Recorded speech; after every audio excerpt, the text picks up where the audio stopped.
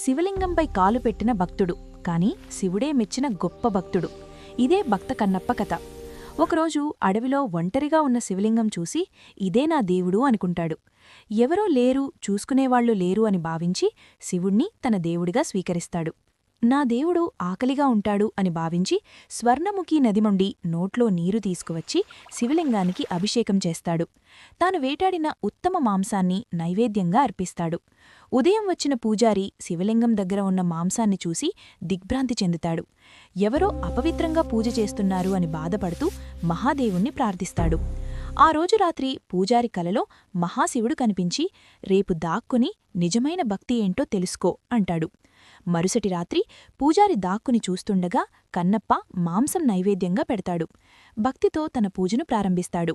అప్పుడే శివలింగం కుడికన్ను నుండి రక్తం కారడం మొదలవుతుంది.